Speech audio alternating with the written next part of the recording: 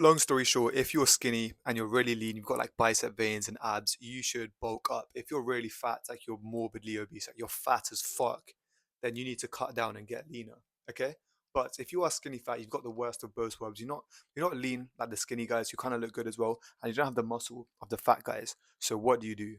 I'd really recommend to do a body recomposition. Literally, I'm gonna get the topic of the video done in the first like minute. So if you need to go after this, just dip out. So go in a 200 calorie deficit, okay? And then lift at the same time. Don't go deeper than 200 calories in that deficit. Find out, go on a calorie calculator, search up your maintenance calories, then try and take away 200 from that.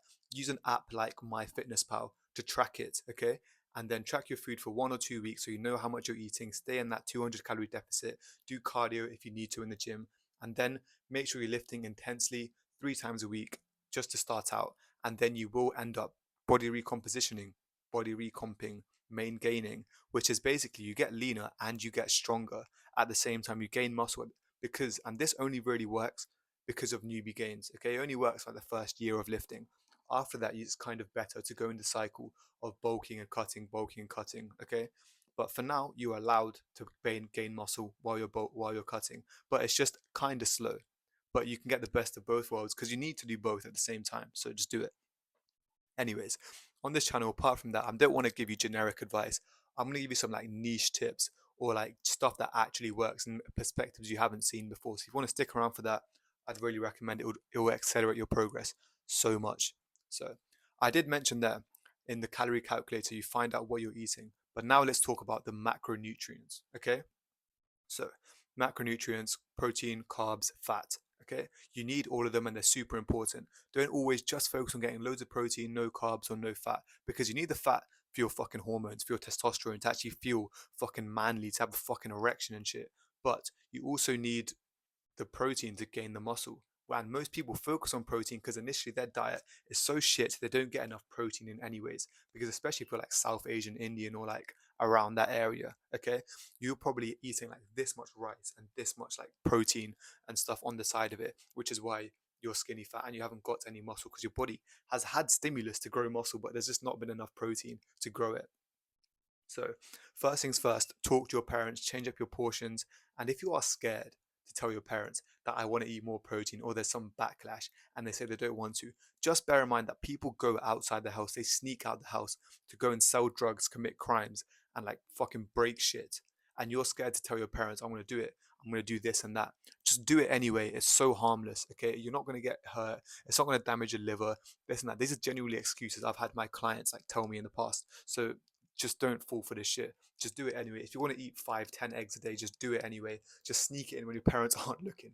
Honestly, honestly, just do that. And don't fall for like their bullshit because they're gonna keep you fat. If you live the way your mother wants you to live, you're going to be fat. You're gonna get no bitches. You're gonna have no confidence. All of this just because you're being safe in your comfort zone. This is some scary, exciting shit which is going to change your life. And don't let your parents stop you from doing that because it's only beneficial for you. I hope I've convinced you there. Next, the reason I want you to have like carbohydrates and time that well around your meals is literally just because of the fact that it's going to allow you to be strong for your workouts and progress faster, recover faster from the gym.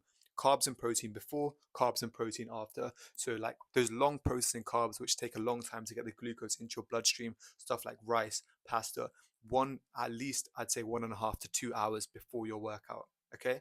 And then those faster processing carbs, stuff like bananas or like genuine like sweets. I wouldn't recommend that because you are cutting. Just like bananas, oranges, kiwis, like fruits which are quite sweet, have a lot of fructose and it can get into your bloodstream quite quickly. I'd recommend having those around like 30 minutes before your workout, and it will fuel you and have better strength in your session.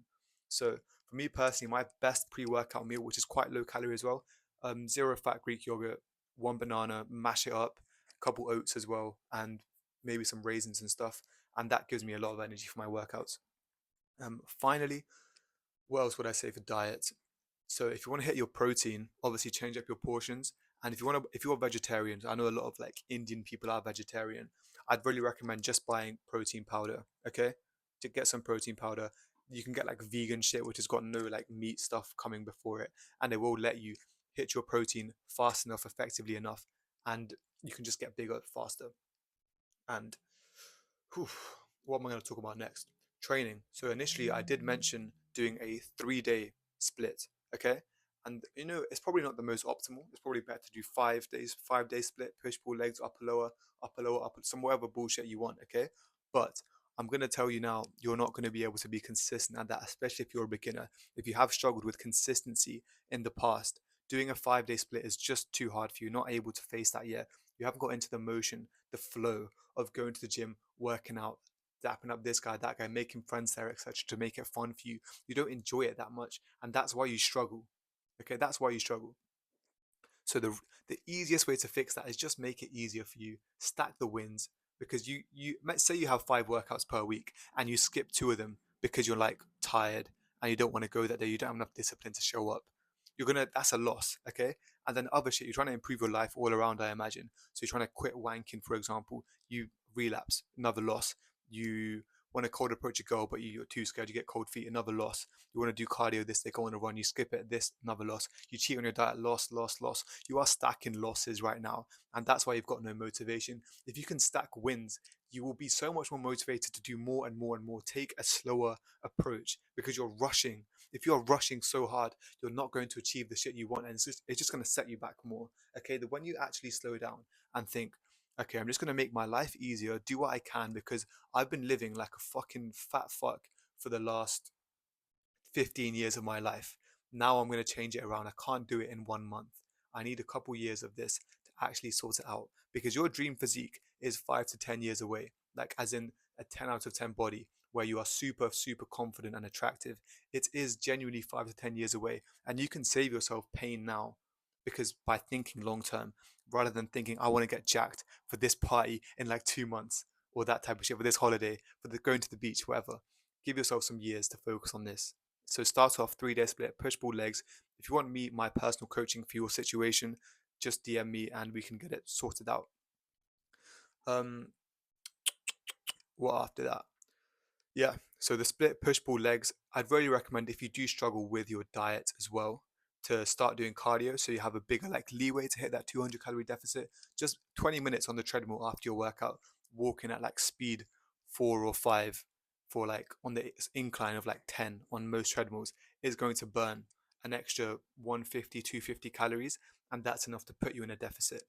And then if you do struggle with binge eating and staying consistent with that diet, that is super, super common. So many of my clients tell me this, especially because like maybe your mom makes like cookies and shit, or you go out with your friends for food. That's totally normal. It's fine. Live your life. But the way you can make it easier is by understanding willpower. So willpower is your ability to resist bad things. Okay, you have discipline and you have willpower. Discipline is like doing hard shit when you don't want to. You don't want to do cardio end of the session, but you just go on the treadmill, you just thug it out. That is discipline. But willpower is you saying no to like the porn, or no to the junk food and this and that. And that is what you are running out of. It is like a limited source, and it drains throughout the day. That's why so many people binge eat when they go to bed, just before they go to bed at night, because their willpower is at all-time low. Yeah.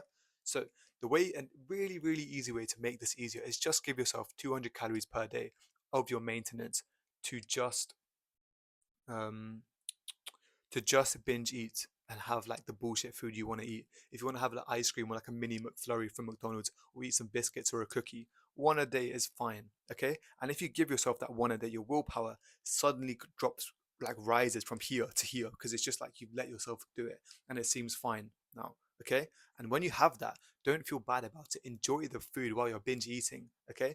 And then if you do end up binge eating, the issue most people have, which is like the very low, massive ego, I'm a fucking idiot, lizard brain monkey idiot, is thinking, oh fuck's sake, I'm never gonna eat again, this and that. Okay. The best thing to do is just to forgive yourself when you mess up, because you're still learning this, and you can't be consistent overnight. Okay. Consistency is genuinely built over months and years.